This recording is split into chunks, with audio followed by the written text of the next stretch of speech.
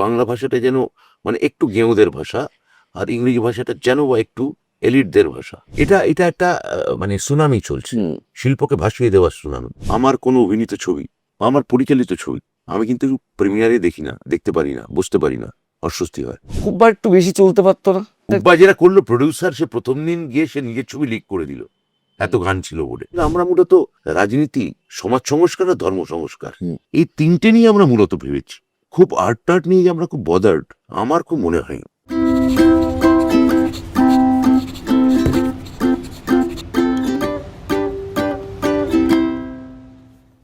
আজ অব্দি সহজ কথায় যারা যারা এসেছেন, আজ মনে হয় সব থেকে বহুমুখী প্রতিভার অধিকারী একজন মানুষ এসেছেন। তিনি তার অনেক পরিচয়, তার অনেক পরিচয়। তিনি একজন অত্যন্ত গুরুত্বপূর্ণ অভিনেতা। তার অভিনয় থেকে প্রত্যেক মুহূর্তে শেখার মতন রসদ পাওয়া যায়।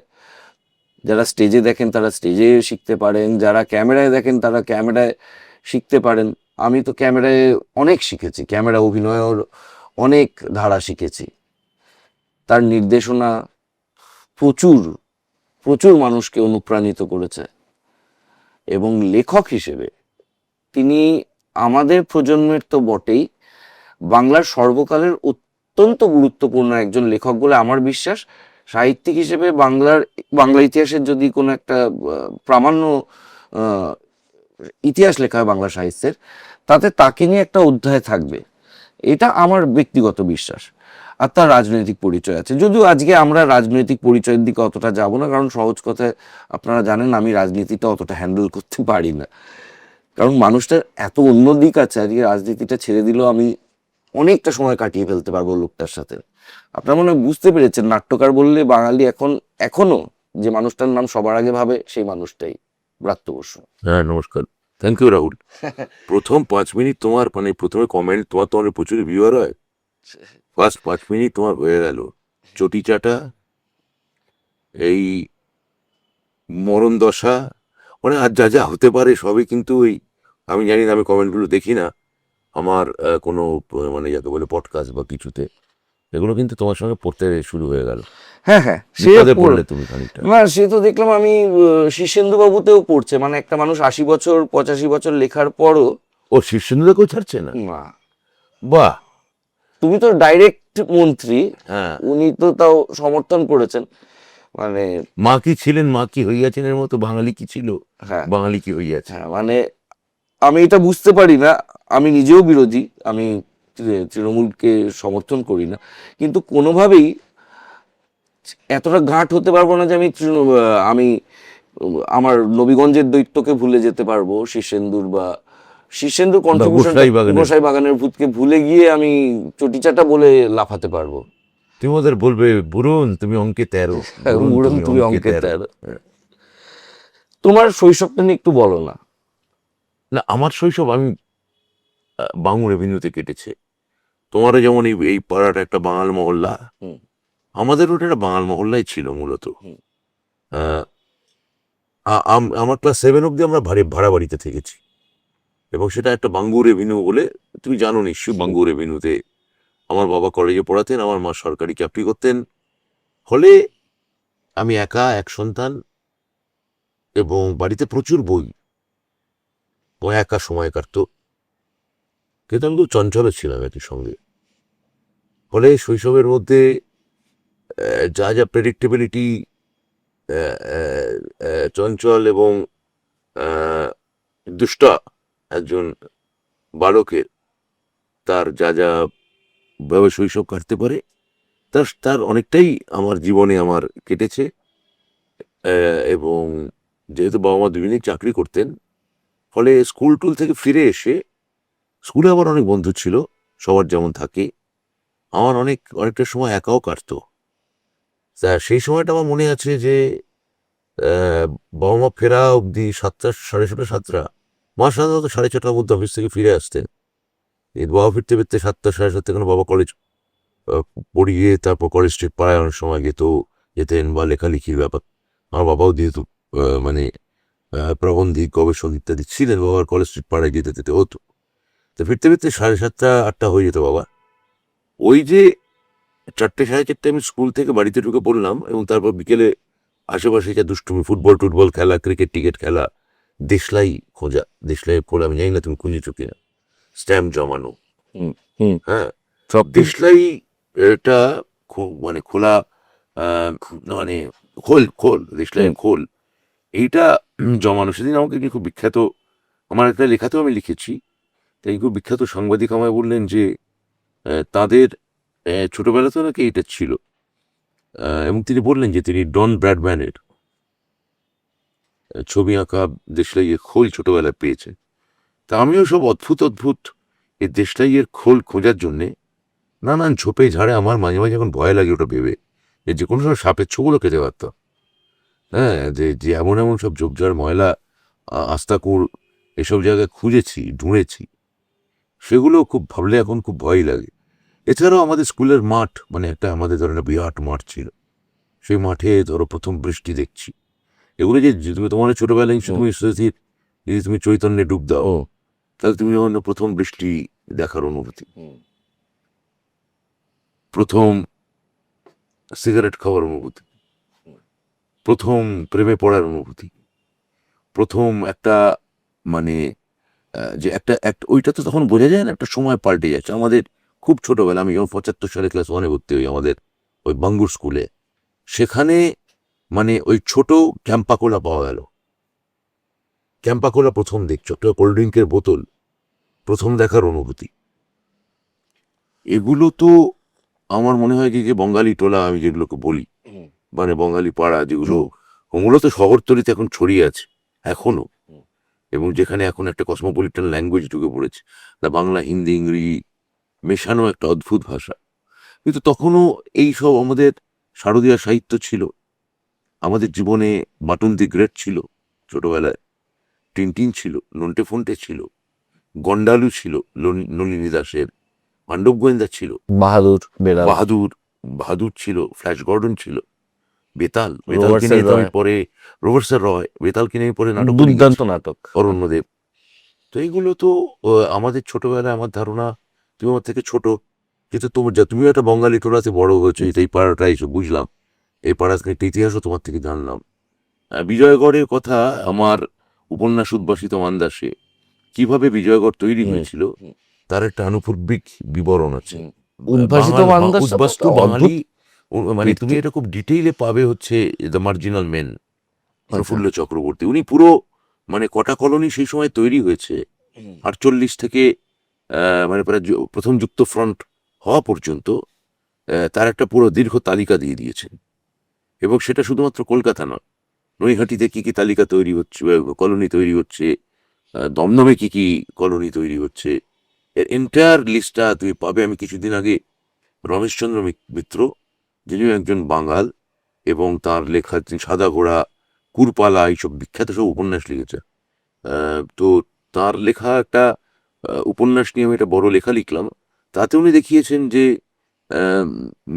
উপন্যাস নাম হচ্ছে পূব থেকে পশ্চিম, মানে পূর্ব বাংলা থেকে পশ্চিম বাংলায় আগমন, উদ্বাস্তু জীবন নিয়ে। তো ওখানেও একটা কলোনি কি করে তৈরি হচ্ছে সেই ইতিহাসটা তিনি তুলে ধরেছেন। এবং এরাই এই আমাদের পূর্বপুরুষের প্রথমে তারা প্রথমে ঠিক করলো যে আমাদের কলোনিতে আমরা মাসের দরমা থাক বা একটা পাকা ছাদ থাক, প্রত্যেক কলোনিতে একটা করে স্কুল, একটা করে হেলথ সেন্টার থাকতে হবে। এই যে দেবেশ রায়ের একটা কথা ছিল, 1947 সালের পর কলিকাতার ইতিহাস বাঙাল কর্তৃক কলিকাতা দখলের ইতিহাস। হ্যাঁ, তো এই কথাটা এবং একটা এই প্রফুল্ল চক্রবর্তী এবং আচার্য যদুনাথ সরকার এর লেখাপড়ে আমি জেনেছি, মানে এই 48 সাল থেকে বিপুল মাইগ্রেশনটা যখন শুরু হচ্ছে, এই বিপুল মানে জনস্রোতে আছড়ে পড়ছে, যদুনাথ সরকার তো পরিষ্কার লিখছেন যে অবাঙালিতে কলকাতা পড়ে গেছে। এই বাঙালির সংখ্যা অবাঙালিকে ছাপিয়ে গেল কলকাতায়, মানে 47 সালের পরে কিন্তু কলকাতায় বাঙালি অবাঙালি প্রায় তুল্যমূল্য, কাছাকাছি। এটাকে সুপারসিড করছে, এই বাঙালির সংখ্যা এত বেশি হয়ে গেল যখন এই বিপুল পরিমাণে বাঙাল অধ্যুষণ ঘটল। হ্যাঁ, তো এবং তারপর এরাই স্কুলে পড়িয়েছে বা কলেজে পড়িয়েছে বা সরকারি ছোট চাকরি করেছে বা লেখক হয়েছে, হ্যাঁ, বা ছোট ছোট ব্যবসা করেছে, বাড়ির মেয়েরা অনেক তাড়াতাড়ি পড়াশোনায় অনেক তাড়াতাড়ি পড়াশোনায় এগিয়েছে, কারণ তাদের কাছে জীবন সংগ্রাম বা এই নতুন বঙ্গে তাদের প্রতিষ্ঠিত হওয়ার একটা তাগিদ ছিল। এই ঘটি বাঙাল দ্বন্দ্বের অনেক ইসরগল মোহাম্মদ একটা রূপ। আমি এই আমাদের ইন্ডাস্ট্রিতে মানে টালিগঞ্জ ইন্ডাস্ট্রিতে এর প্রভাব কিভাবে পড়েছিল সেটা উদ্ভাসিত মান্দাসে আমি দেখিয়েছি, যে অহিন্দ্র চৌধুরীর মনস্তত্ত্ব আর ভানু বন্দ্যোপাধ্যায়ের মনস্তত্ত্ব এই দুটোর তুলনামূলক আলোচনা করে দেখিয়েছি, হ্যাঁ, যে কি করে এই দুটো আলাদা হচ্ছে। মানে যারা যে দীর্ঘদিন ধরেই সরকার আছে, অহিন্দ্র চৌধুরী তাই স্থিতাবস্থাকামী, তারা ওই সরকারের পক্ষে থাকতে চান। ভানু বন্দ্যোপাধ্যায় বা তাদের অন্যান্য যারা দলবল আছেন তারা যেহেতু ওখান থেকে এসছেন, তারা চাইছেন যে আমাদের যদি সুযোগ সুবিধা পেতে হয় বা নতুন বাংলায় যদি আরো আমাদের পরবর্তী প্রজন্মকে যদি এগিয়ে দিতে হয়, হ্যাঁ, তাহলে এই বিরোধী দলের সঙ্গে থাকা ভালো। এই যে এর সঙ্গে সূক্ষ্ম রাজনীতি মিশে আছে, রাজনৈতিক পক্ষপাত মিশে আছে, সংস্কার মিশে আছে, রাজনৈতিক সংস্কার, আবার সোশিও পলিটিক্যাল কালচারাল ইতিহাস, এই কলোনিগুলো তৈরি হওয়ার মধ্যে আছে। এবং এই বাঙালি টোলা, যেটা আমি বঙ্গালী টোলা বলছি, তাদের এক ধরনের সাংস্কৃতিক ইতিহাস। মানে ছোটবেলায় তুমি শুনতে পাবে যে রবীন্দ্রনাথ তেমন কিছু না, আবার কেউ একজন রবীন্দ্রনাথ বলতে অজ্ঞান। ছোটবেলায় এই আড্ডাগুলো সত্যজিৎ রায় নিয়ে হয়তো কেউ বললো ও কিছু না, আরেকজন কেউ বললো ঋত্বিক ঘটক অনেক বড়। এই যে ছোট ছোট আড্ডাগুলোর মধ্যে দিয়ে এক ধরনের নামগুলো আমাদের কানে, আমাদের কানের জীবনে, আমাদের চৈতন্যে প্রবেশ করছে। হ্যাঁ, এগুলো তো এইসব পাড়া বা সংস্কৃতি যে চর্চা পরবর্তী ক্ষেত্রে, যে তোমার মা হয়তো, আমাকেও আমার মা নিয়ে গেছে যে তোকে স্কুলে একটা আবৃত্তি করতে হবে বা তোকে একটা ছবি আঁকা শিখতে হবে। হ্যাঁ, এইগুলো বা একটা বই, তোকে জন্মদিনে আমাদের ছোটবেলায় একে অন্যকে একটা বই উপহার দিত। আমার এখনো মনে আছে ক্লাস 4-এ আমি জয়বাবু হেলুনাথ পেলাম, সত্যিই তাই। আমি ওই রুকু ছাদে ঝুলছে, সে বিখ্যাত আনন্দ পাবলিশার্সের প্রচ্ছদ, এবং সে বইটা সেদিন রাতেই আমার এক বন্ধু জন্মদিনে খেতে এসে সে বইটা নিয়ে গেল, এবং আমি দুদিন পর তাকে মারপিট করে বললাম বইটা নিয়েছিস, তুই আমার বই নিয়েছিস কেন? আমি তুই বই, আবার তার থেকে কেড়ে নিয়ে আমি চলে এলাম। মানে এই যে বই নিয়েও একটা যে ধরনের, এটা কিনা আওতাস করার কিছু নেই এখন। কিন্তু তুই পরিমণ্ডলের কথা জানতে চাইছো, এই ধরনের পরিমণ্ডলের মধ্যে দিয়ে কিন্তু আমার তোমার বড় হয়ে ওঠা, মানে প্রায় 10-15 বছর, 20 বছর, 25 বছর বাঙালি জীবন এইভাবেই কেটেছে। এটা বদলে গেল কেন? লোকে এখন বললে বলে মানে আগে কি সুন্দর দিন কাটাইতাম, এবং অনেক ক্ষেত্রেই সেক্ষেত্রে রাজনৈতিক আলোচনা চলে আসে যে আহা ওই সময়টা তো ওরা 47 থেকে 67 এক ধরনের মাইন্ডসেট, 67 থেকে 91, মানে যখন 67 থেকে 91 এর ফেজটা বদলালো কেন? মানে তার কারণ মোবাইল বিনিয়ন্ত্রণ এলো। হ্যাঁ, মনমোহন সিং এবং আমাদের ওপেন মুখ্যমন্ত্রী এবং ওপেন ইকোনমি, মাননীয় প্রধানমন্ত্রী নরসিমা রাও হ্যাঁ, উদারীকরণ ঘটালেন, গোটা পৃথিবী খুলে গেল। গোটা পৃথিবী খুলে গেল। আহ, যে যে আমি মনে করতাম বিভূতিভূষণের কোনো বিকল্প হয় না, আমার কাছে টাকার টাক মার্কেটে পিডিএফ আসতে শুরু করলো। যে বই আমাকে কিনতে গ্র্যান্ড হোটেলের সামনে গিয়ে একটা প্রচুর কষ্ট করে আমাকে হয়তো এই শিকারের ইতিহাস বই সংগ্রহ করতে হতো, সেটা আমি কেন্ডেলে বা ই বুকে পেয়ে গেলাম। যে সিনেমা আমাকে দেখার জন্য একটা ফেলিনির যে সিনেমা দেখার জন্যে আমাকে প্রচুর লাইন দিয়ে সিনে সেন্ট্রালে কাঠখড় পুড়িয়ে সিনে সেন্ট্রালে মেম্বারশিপ নিয়ে আমাকে গিয়ে লাইনে দাঁড়াতে হতো, সেটা টাক করে ডিভিডি হয়ে আমার কাছে চলে এলো। এই যে গোটা পৃথিবী এক ধরনের এবং একই সঙ্গে ইংরেজি ভাষা শুধু কার্যকরী ভাষা না, মানে চাকরি পাওয়ার অর্থে কার্যকরী ভাষা হয়ে উঠলো। মানে এইরকম একটা পারসেপশন তৈরি করা হলো যে বাংলা ভাষাটা যেন মানে একটু গেঁয়োদের ভাষা, আর ইংরেজি ভাষাটা যেন বা একটু এলিটদের ভাষা। হ্যাঁ, এই ধরনের বাতাবরণ এলো, এবং একই সঙ্গে ইংরেজি পড়া আমাদের এখানে বন্ধ করা হলো। বাংলা ভাষাটাকে একটু একটু অনাদরের ভাষা হিসেবে দেখা হলো, মানে ততটা চাকরি পাওয়ার ক্ষেত্রে কার্যকরী নয়। মানে যে বাঙালিও আমি বলছি যে এই 67 থেকে 91 মধ্যে মাইন্ডসেট বলছি, 67 অব্দি 47 থেকে 67 অন্যরকম একটা মন।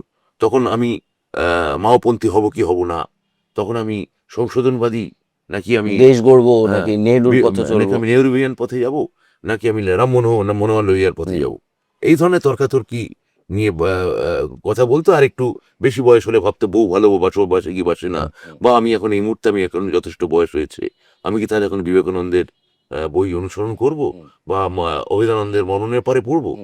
এই ধরনের যে মাইন্ডসেট, হুম। সেটা 67 থেকে 91 আবার একটা অন্য মাইন্ডসেট এলো। সেটা হচ্ছে আমরা যে সময়টা আমরা বড় হচ্ছি, তুমি যে সময়টা বড় হচ্ছি, বালক জন্ম থেকে শুরু করে বালক থেকে কিশোর, তখন সেটা হচ্ছে আমাদের সময় আবার কম বয়সে এলো যে আমরা পড়তে উচ্চশিক্ষার জন্য আমরা কোথায় যাব? হুম। রাশিয়া যাব, সোভিয়েতে যাব, না আমেরিকায় যাব? তো দেখা গেল যে আমাদের অধিকাংশ যে বামপন্থী বাড়ির ছেলেরা, তাদের কিন্তু রুবেল ততটা আকৃষ্ট করলো না উচ্চশিক্ষার জন্য, যতটা ডলার ডলার যতটা আকৃষ্ট করলো। এটা তখন একদম অন্য মাইন্ডসেট ঢুকছে। তখন তাদের কাছে ইংরেজিটা তখন কার্যকরী ভাষা হয়ে উঠছে। এবং শুধু কার্যকরী মানে সেটা শুধু চাকরির ক্ষেত্রে কার্যকরী নয়, মানে সেটা একটা সামাজিক এলিট একটা তকমাও দিচ্ছে। হুম। মানে আমি আমি মানিক বন্দ্যোপাধ্যায় খুব ভালোবাসি, এইটা বললে লোকে একটু অনুকম্পার দৃষ্টিতে তোমায় তাকাতে পারে, বা তারাশঙ্কর খুব ভালোবাসি।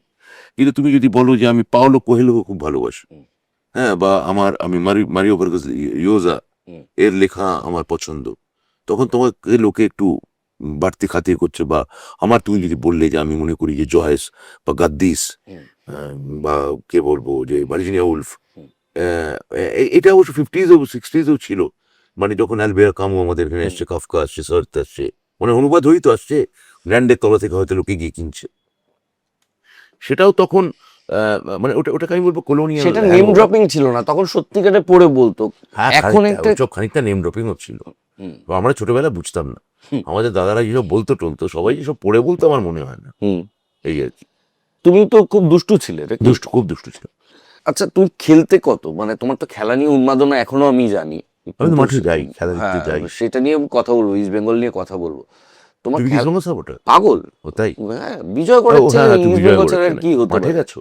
হ্যাঁ, তাই? তো তোমার খেলা নিয়ে উন্মাদনা কত ছিল? আমার ছোটবেলায় তো খুবই ছিল। ছোটবেলায় স্টার কে? ফুটবলের স্টার সুরজিৎ সেনগুপ্ত। সুরজিৎ সেনগুপ্ত। ইন্টারেস্টিং, আমার ছোটবেলায় আমি মোহনবাগানে যে ফুটবলার কেউ পছন্দ করতাম, তার নাম জেভিয়ার পায়াস। হ্যাঁ, 79 সালে কেরালা থেকে বোধহয় প্রিমিয়ার টায়ার্স ক্লাব থেকে মোহনবাগানে খেলতে আসে। কোনোদিন ইস্ট বেঙ্গলে সই করেনি। ওই বছরই মোহামেডান থেকে মোহামেডানে খেলতে আসে নাজিব, তারপর Dinkar, right back Premnath Philip 81 সালে ইস্ট বেঙ্গলে চলে আসে। তো এরা এই পায়াসকে আমি কেন জানি না, ওর খেলা আমি খুব পছন্দ করতাম। সুরজিৎ সেনগুপ্ত আমার ছোটবেলার খুবই, কিন্তু সুরজিৎ সেনগুপ্তকে তুমি যদি বলো, সেটা আমার কাকা দাদা অন্য ইস্টবেঙ্গল যে সাপোর্টারের যারা একটু সিনিয়র বন্ধু, তাদের মুখে শুনে আমি বরং কৃষাণুটা অনেক কৃষাণুকে পূর্ণ শক্তিতে আমি প্রতিভাত হতে, আমাদের স্কুলের সিনিয়র। হ্যাঁ, পূর্ণ দীপ্তিতে আমি প্রতিভাত হতে। অসাধারণ না? অসাধারণ, মানে ও তো আমি ভাবা যায় না। 85 লিগ ম্যাচ, কৃষাণুর ভাইটাল ম্যাচ, মোহামেডান ম্যাচ যেটা 5-1 হলো, ইস্টবেঙ্গল 1 গোলে হারছিল, ওটা তো 85 লিগ ম্যাচ, যেটা দেবাশিস রায় আর বিকাশ মাঝি গোল করেন। কৃষাণু 21 মিনিট খেলেছিল। ওই 24 মিনিট মানে প্রায় ধরো চন্দ্রালোকিত রাতে তুমি তাজমহল দেখছো, বা বড়েগলাম আলী খাঁর তুমি মূর্ছনা শুনছো, গলার মালকোষ শুনছো শেষ রাতে। তার সঙ্গে বা একদম পূর্ণ শক্তি তুমি সচিন তেন্ডুলকারকে দেখছো, সর্বোত্তম শিল্পীর অস্ট্রেলিয়াকে ধ্বংস করে দিচ্ছে। সেইভাবে কৃষাণুকে, মানে আমি কৃষাণুকে ওই ফর্মে দেখেছি। আমি একটু আগেই এই প্রসঙ্গান্তরে যাচ্ছি, ইস্ট বেঙ্গলের এই বর্তমান অবস্থা নিয়ে কি মনে হচ্ছে, আর আমরা কবে একটু আশা করতে পারবো যে ডার্বি মানে মন খারাপ করে লুকিয়ে থাকতে হবে না আমাদের? না, কয়েকটা ডার্বি তো শেষে জিতলো তো, সে জিতলো। হ্যাঁ, তো টিমটা সমান হলে সবকটা ম্যাচে জিততো। আমরা তো পিছিয়ে আন্ডারডগ হিসেবে জিতেছি। তো পুঁজি যতক্ষণ না আসছে, ওরা যেমন একটা এসজি পেয়েছে, ওদের মোহনবাগান এসজি মানে তো সুপার জায়ান্ট নয়, তুমি জানো ওটা মানে কি। ঠিক আছে, তো আমরা তো এখন ইস্টবেঙ্গল ক্লাব বিএ, মানে ব্র্যাকেটে পড়ুন দিবাজ আগরওয়াল, তা তো নয়। ইস্টবেঙ্গল ক্লাব পুঁজি নেই, আর মাঝখানে মধ্যসত্ত্ব ভোগী বসে আছে, যারা মানে সেই পুরনো ঘি খাওয়াতে চাইছে। জবাব যখন 70 সালে বুঝলেন কিনা আমি আর অমুক, যখন পল্টুদার সঙ্গে কথা বলে সেই সুভাষ ভৌমিককে তুলে নিয়ে 73 সালে চলে এলাম, বা কৃষাণ বিকাশকে কিভাবে সুপ্রকাশ বরগুড়ি হাইজ্যাক করেছিল, এই পুরনো গল্পে আমাদের কিছু যায় আসে না। এই স্মৃতিচারণ এক ধরনের মানে বাস্তবতা থেকে পলায়ন। হুম। হ্যাঁ,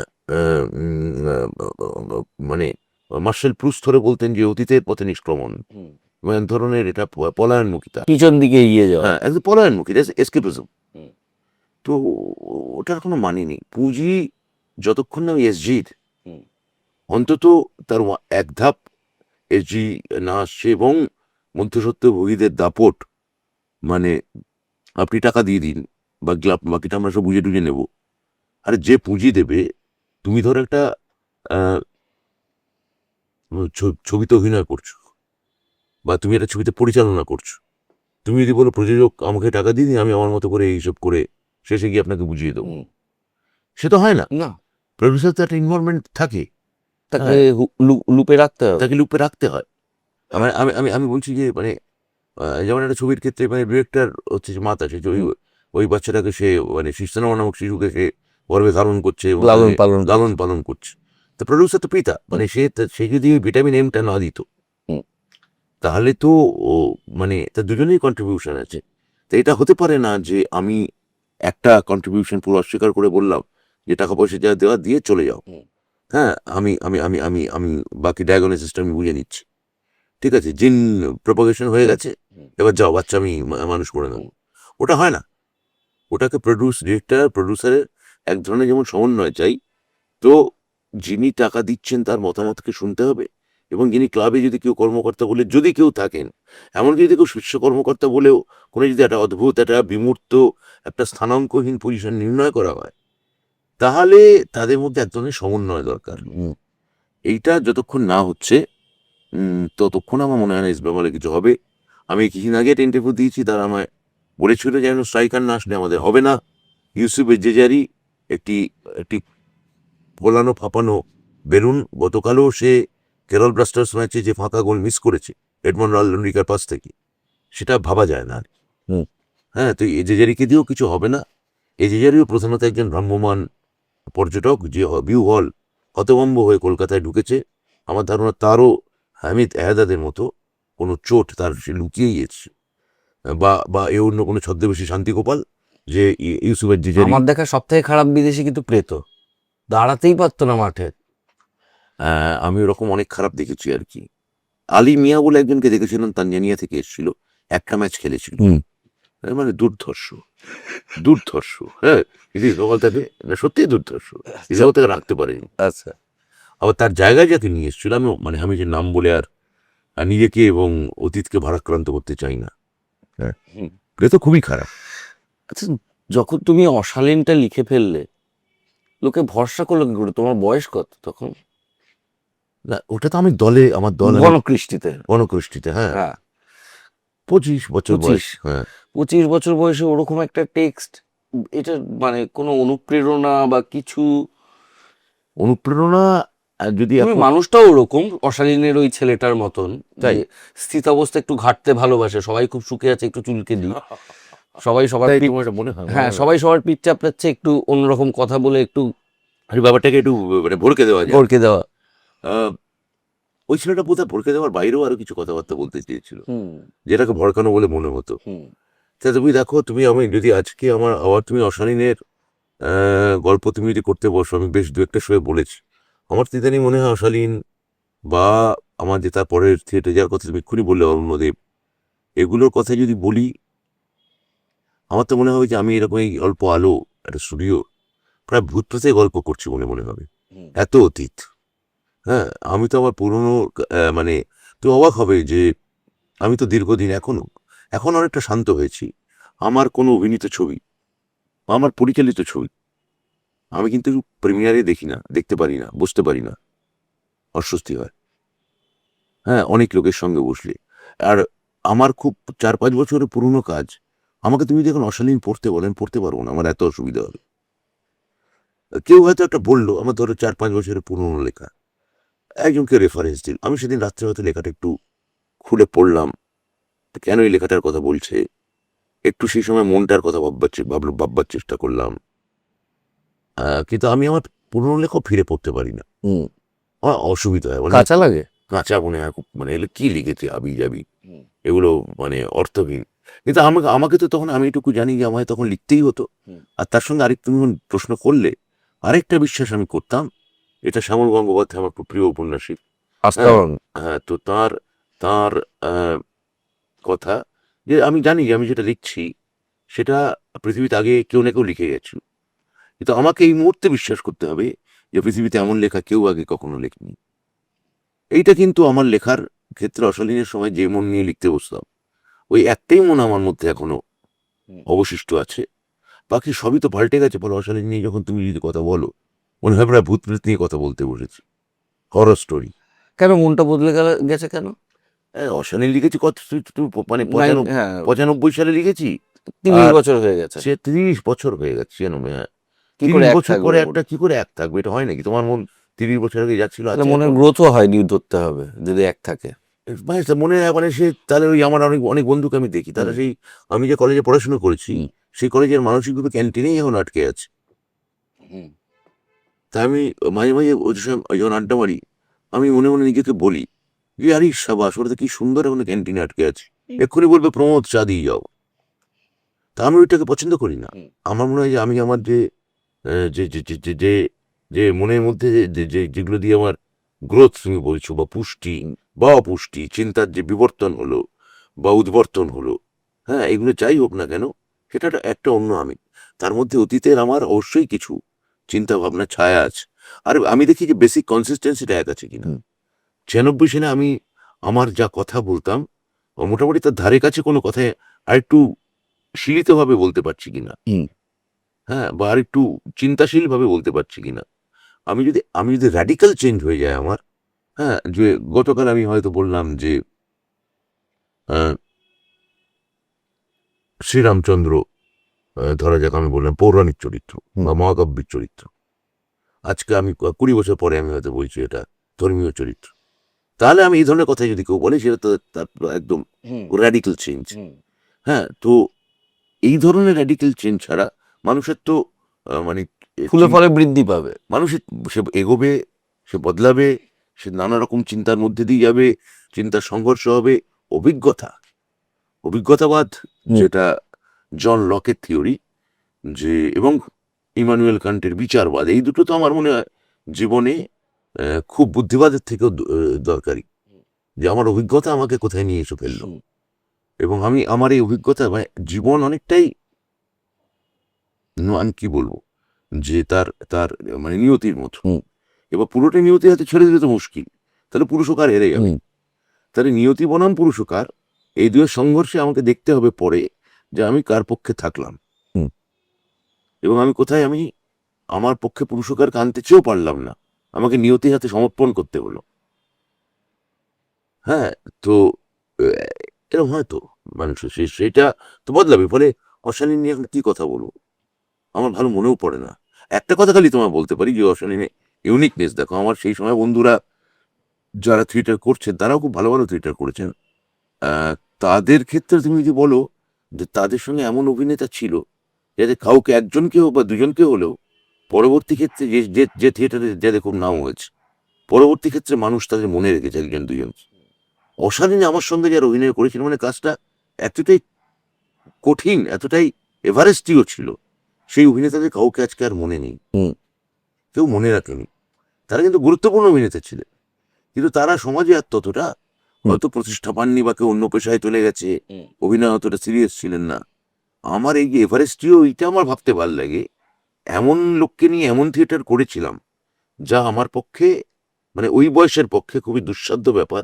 এবং আমি একটা ওই গভীর অরণ্যের মধ্যে ঢুকে পড়েছিলাম, এবং আমি আমি জানতাম যেখানে যে কোনো মুহূর্তে হারিয়ে যেতে পারি, কিন্তু পথ আমি কি করে খুঁজে বার করতে হবে, যদি না বেরোতে পারি তাহলে আমার ঘোর বিপদ।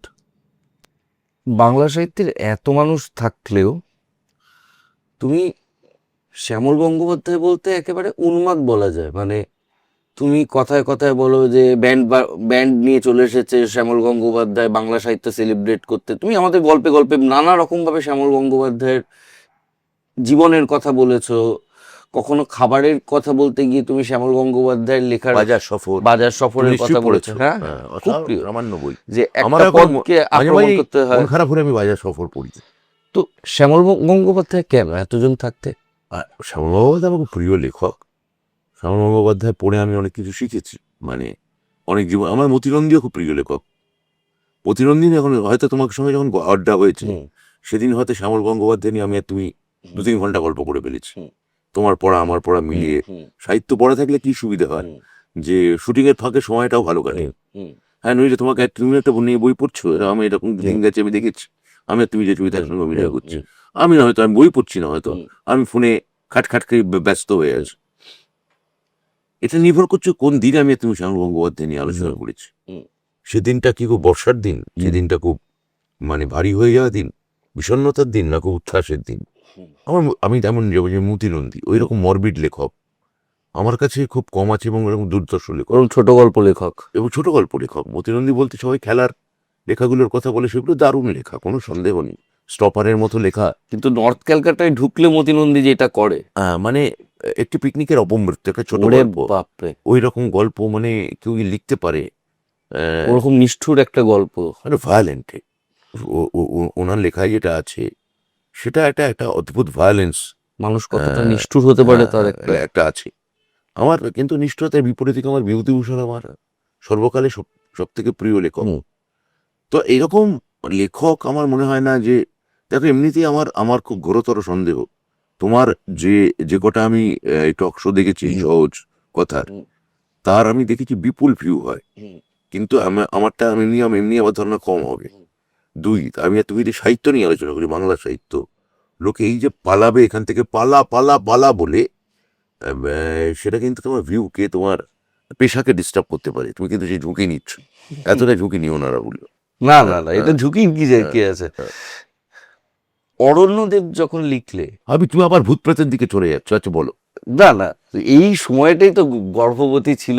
এই সময় একদিকে তুমি আসছো, একদিকে লালদা আসছে, একদিকে তোমরা, একটা প্রজন্ম উঠে আসছে একটা বাজে সময়ের পর, একটু গ্যাপের পর তোমরা এরম ভাবে আমাদের কাছে আসছো।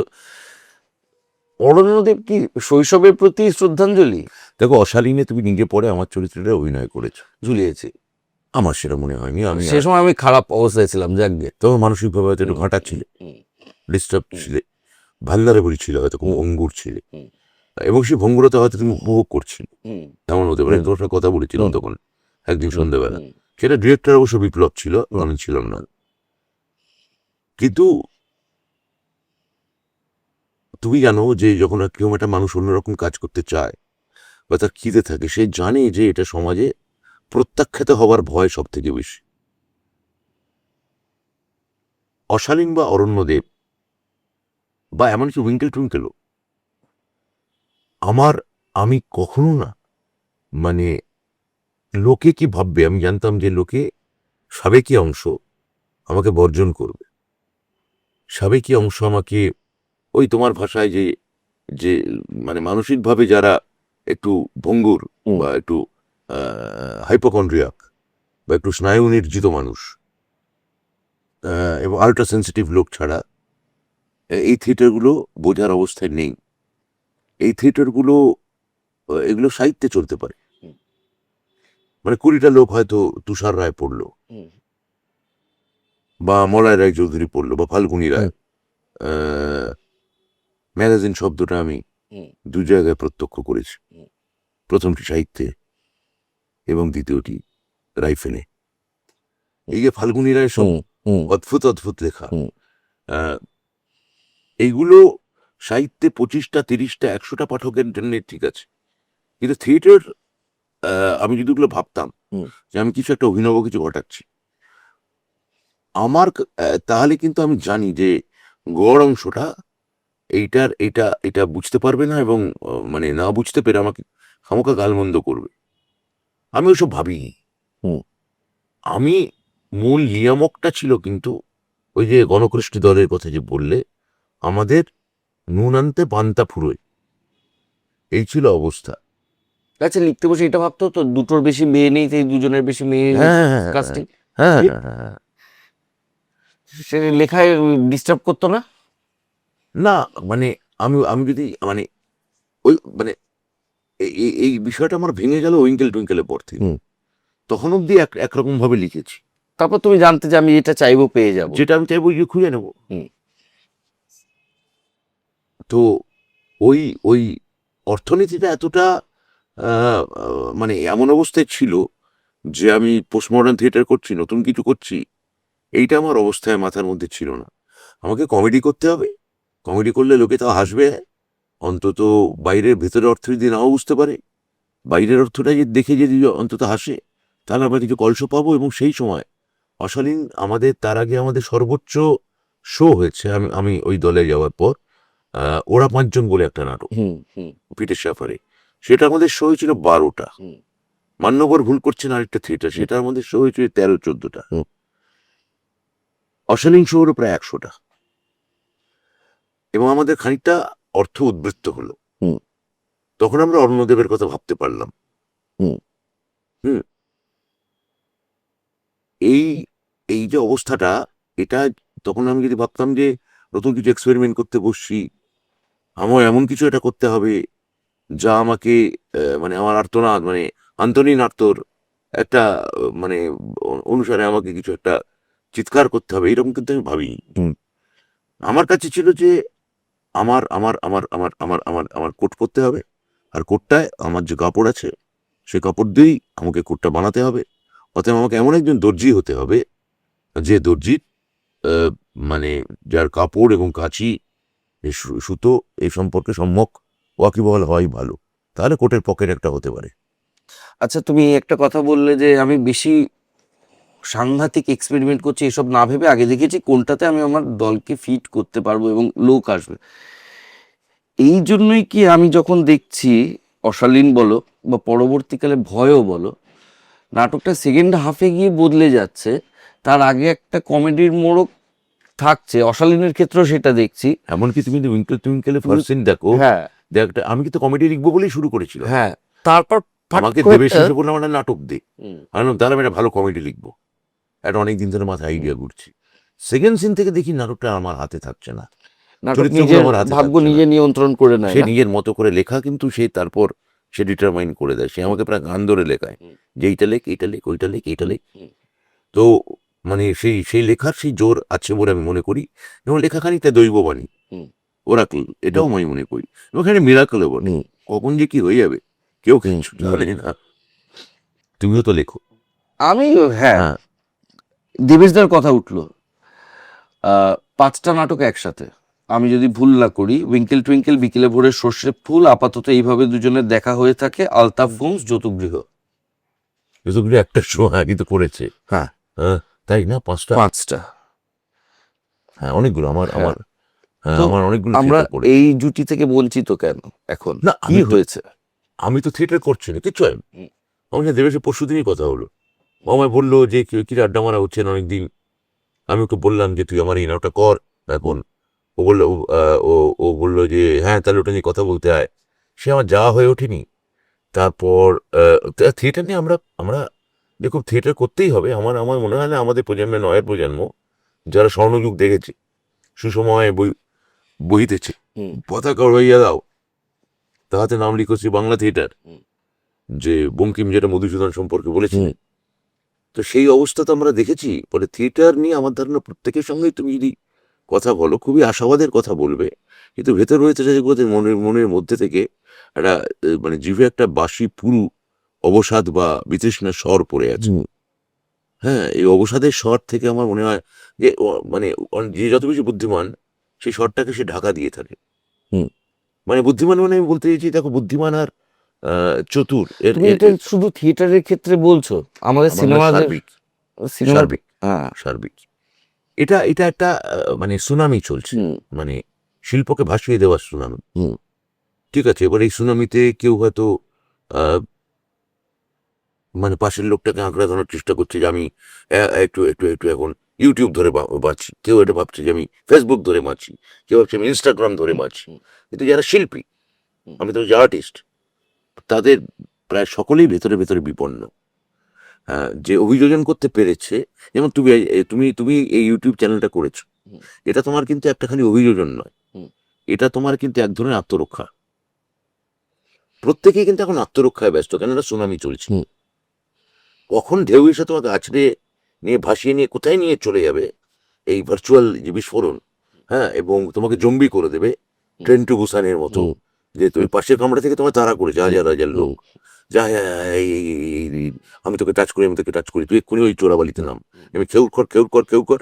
হুম। হ্যাঁ, এই যে জম্বি তোমায় তাড়া করছে কিন্তু সারাক্ষণ, এই জম্বি থেকে তুমি ওই ট্রেন টু বুসানের মতো ওই বাচ্চা মেয়েটার মতো হয়তো কারো হাত ধরে দৌড়চ্ছ।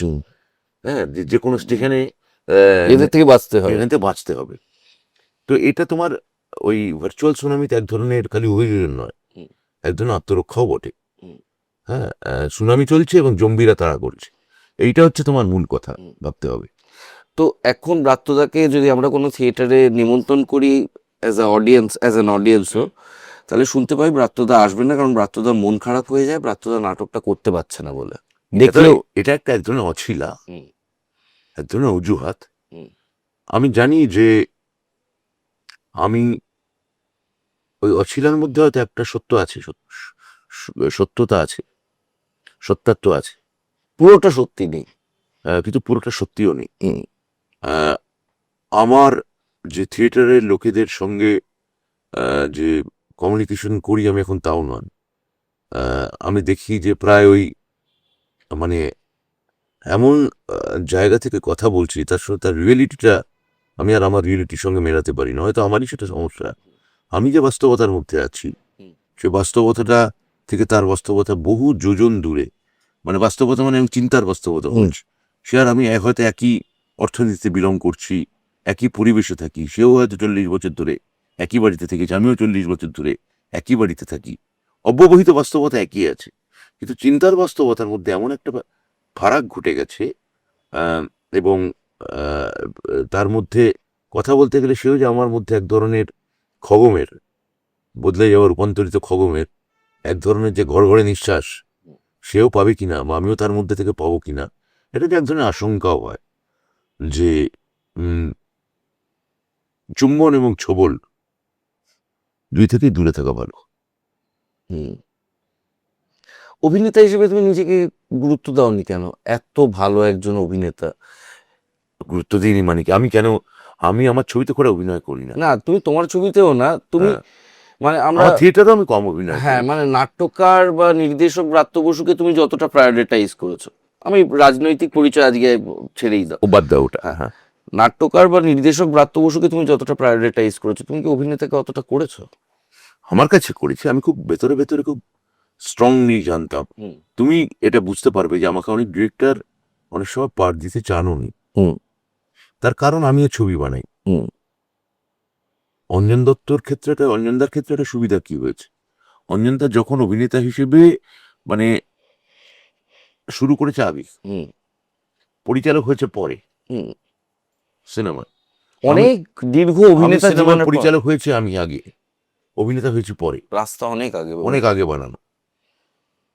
তো অঞ্জনদা যখন যে বয়সে গিয়ে সবার ছবিতে অভিনয় করছেন, আমি আবার এই গত 10-15 বছর 20 বছর অভিজ্ঞতা আমি বলছি, অনেক অনেক পরিচালক আমাকে নিতেও চাননি, তার মনে হয়েছে যে আমি হয়তো তার দিকে সন্দেহের দৃষ্টিতে তাকাবো, মতামত দেবে বা মতামত দেবো, বা আমি অন্তর থেকে আমি এটা মানে আমি যে ছবিতে অভিনয় করি সেই ছবিতে আমি দেখে আনন্দ এবং তৃপ্তি পাই, সে একমাত্র আমি জানি। কাগজের বলতে কি ওইটাই তুমি করেছিলে, তুমি তো হিরো ওটাই। হ্যাঁ, তো কিন্তু তোমার আমার তো পুরো আমি তোমারই তো চেলা। হ্যাঁ, না কিন্তু তোমার আমার ওই একটা সিন না, দুটো সিন ছিল, 2-3টে সিন ছিল, একটা ওই লঞ্চের উপরে আর একটা ওই ওই পালাচ্ছি, যেটা হ্যাঁ, তোমার হাত থেকে দৌড়ে পালাচ্ছি। হ্যাঁ, তো কেউ যদি পার্ট দেয় করি, আর মানে এটা আমি আমাকে নিজেকে খুব সিরিয়াসলি নেওয়ার ব্যাপার নেই, অন্য পরিচালকরা আমাকে কিরকম সিরিয়াসলি নিচ্ছেন তার উপর আমি ব্যাপারটা ছেড়ে দিয়েছি। আর দ্বিতীয়ত হচ্ছে যে সিনেমা মানে অনেক ভালো অভিনেতাই তো সুযোগ পায় না, আমি ব্যাপারটা ওই ভবিতব্যের উপর খানিকটা ছেড়ে রাখাই ভালো। বোমা ইতিহাসের এই স্পেসিফিক টাইমটা তোমার ধরার ইচ্ছে হলো কেন? এটা আমারও খুব প্রিয় বিষয়, যে সময়টা বা যেই যুগান্তর বা যুগান্তর সমিতি, অনুশীলন সমিতি। হ্যাঁ, না আমার এটা তোমার সত্যি কথা বলবো, আমি ওইটা তার আগে কে থিয়েটারটা করেছি ঋত্বিককে নিয়ে, যেটা তুমি বললো কে, যেটা আমাকে একাডেমিতে বললেন ওটাও করছে। হ্যাঁ, তখন খুব মানে যাই হোক সেটা আমি আর বলছি না এখানে সবার সামনে। তো আমার খুব মজা লেগেছিল, আমি বলছি যে না এখনো কম বয়সের হুম। এই উন্মাদনাগুলো কলেজ স্ট্রিটে আমরা করতাম এটা। হুম। তো এটা এখনো টিকে আছে। হয়তো তোমাদের টালিগঞ্জে সাধারণত কেউ করে না এটা। এত পোশাকি, এত মানে ফর্মাল এখানে, এবং এটা একটা জীবনানন্দের কবিতার মতো, সবাই সবাইকে আর চোখে মাপে। তা তুমি একটা সাবভার্সিভ কাণ্ড করলে একটা তখন। তো সেটা আমার মনে আছে। তার আগে কে হলো, কে হওয়ার পর আমি ওই সময় যখন হচ্ছি, কে সময় আমি প্রবলভাবে তারান্তিনো দেখছি। আর তুমি যদি বোমার সালটা যদি দেখো, ওটা বোধহয় 2014 হচ্ছে বা 2015 হচ্ছে। হ্যাঁ, 2015। তার কিছুদিন আগে ইনগ্লোরিয়াস বাস্টার্স বেরিয়েছে। রিলিজ করেছে। সে ছবি আমি 12-14 বার দেখে এমন প্রভাবিত হলাম যে আমি ভাবলাম যে ওরা এই দ্বিতীয় বিশ্বযুদ্ধ, নাৎসিবাদ, তার কাউন্টারে যদি এরকম একটা ছবি বানাতে পারে, তা আমাদের এখানেও তো একটা ফ্যাতারু সেকশন ছিল, যারা যুগান্তর সমিতি, অনুশীলন সমিতি, যারা মনে করলো যে আমি সাহেবকে উড়িয়ে দিয়ে দেশে স্বাধীনতা আনবো। বাঘা যতীনের মতো ওইরকম একটা অসম্ভব লোক, ভাবো, এটা কম বয়সী ছিল, প্রেসিডেন্সি কলেজে ভর্তি হয়েছে, সে পড়াশোনা কমপ্লিট না করে সে বালেশ্বর চলে যাচ্ছে, সে মাভেরিক জাহাজের জন্য অপেক্ষা করছে, এবং সে ভাবছে জাহাজটা আসবে। মানে চিন্তার মধ্যে, মানে তারান্তিনো ওই বাস্টার্সদের মধ্যে যে চিন্তাটা করছেন, সে চিন্তার থেকে বাঘা যতীনের চিন্তা কোথায় কম। ঠিক আছে, ক্ষুদিরামকে আমি তা বুঝতে পারি, ক্ষুদিরাম আগেও একবার ওখানে দাঁড়িয়ে বোম মেরেছিল মেদিনীপুরে। ঠিক আছে, ওর মধ্যে ছোটবেলা থেকে একটা বোম টোম মারার একটা প্রবণতা ছিল। ক্ষুদিরামকে তাও আমি মানে বুঝতে পারি যে ক্ষুদিরাম যাচ্ছে, প্রফুল্ল চাকিকে সে চেনে না, দুটো অন্য নামে মুজফ্ফরপুর চলে যাচ্ছে। কিন্তু এই যুগান্তর সমিতির লোকে দেওয়া হেম কানুন গো, তুমি ভেবে দেখো যে বোমার ফর্মুলা সে প্যারিস চলে যাচ্ছে বোমার কি করে বানাতে হবে তার জন্য। উল্লাসকর সেও শিবপুরের ছেলে, প্রেসিডেন্সি কলেজে ইংরেজি পড়তে এসে সে একজন সাহেবকে জুতে শুয়ে পারছে। ঠিক আছে, তো এই যে এই ধরনের যে লোকেরা আছে, তা আমি কেন আমার থিয়েটারে একই সঙ্গে তাদের বন্দনা করব না, এবং একই সঙ্গে তাদের কেন সন্দেহ করব না। যাকে বন্দনা করতে হবে তাকে যে অবিশ্র বন্দনা করে যেতে হবে তার কোনো মানে নেই, আবার যাকে সন্দেহ করতে হবে তাকে যে সারাক্ষণ সন্দেহ বা খারাপ কথাই বলে যেতে হবে তারও কোনো মানে নেই। তাহলে এই যে গ্রে জোনটা আছে, এখানে আমি বারিন ঘোষ, উল্লাসকর, হেমকানুঙ্গো, উপেন বন্দ্যোপাধ্যায়, এমনকি অরবিন্দ, তাকে আমি ওই জোনটার মধ্যে নিয়ে এলাম। কিন্তু তুমি যদি আমাকে ইম্পেটাসটা বলো, অনুপ্রেরণাটা কি, তাহলে অবশ্যই কুইন্টিন তারান্তিনো, ইনগ্লোরিয়াস বাস্টার্স, যেখানে দেখাচ্ছে যে এমন করলে হিটলার একটা সিনেমা হলে গিয়ে হিটলারকে মেরে দিল, যেটা ইতিহাসে ঘটেইনি। ঠিক আছে, এবং তাই নিয়ে তারান্তিনো দারুণ দারুণ ইন্টারভিউ আছে, যে ইতিহাসকে আমি কিভাবে দেখব, ইতিহাস যেটা ঘটেছে সেটা ইতিহাস, না আমি ইতিহাসকে যেভাবে দেখতে চাই সেটাও একটা ইতিহাস। হ্যাঁ, সেটাও ওয়ান্স আপন আ টাইমে হলিউডেও করলো, ওটা আমার অক্ষরা ভাল লাগে, কারণ ইতিহাসটাও বদলে দিয়েছে। হ্যাঁ, বা তার আগে পোলানস্কির বইয়ের মরে যাওয়ার কথা ছিল, বরফের মধ্যে ওই যে গলায় সারাক্ষণ চেন বেঁধে মহিলাকে নিয়ে ঘুরে বেড়াচ্ছে, জ্যাঙ্গো, না ওটা জ্যাঙ্গো দারুণ। তারপরের যে ছবিটা আমি নাম ভুলে গেছি, যাই হোক। তো এই এই এই এই এই আর কি, মানে বোমার ক্ষেত্রে তুমি বলতে পারো যে একই সঙ্গে এই লোকগুলোকে বন্দনা করা, সন্দেহ করা, এবং লোকগুলোর অসহায়তাকে, ওই যে মানসিক যে উন্মার্গগামিতা, মানসিক যে জঙ্গিপনা, তার মধ্যেও যে অসহায়তা লুকিয়ে আছে, হ্যাঁ, তার মধ্যে যে মানে তাদের এক ধরনের পরাজয়ের বেদনা আছে। হ্যাঁ, ওই যেমন উল্লাসের যেমন বিউগল আছে, তেমনি পরাজয়ের এক ধরনের বেদনা আছে। এই দুটোকেই আমি ধরতে চেয়েছিলাম। আচ্ছা, এই যে কালান্তক লালফিতে, জানি নাটক হিসেবে একটা ছোট্ট নাটক, কিন্তু এটা আমাদের মাথার মধ্যে একটা আশ্চর্য বিস্ফোরণ ঘটিয়েছিল।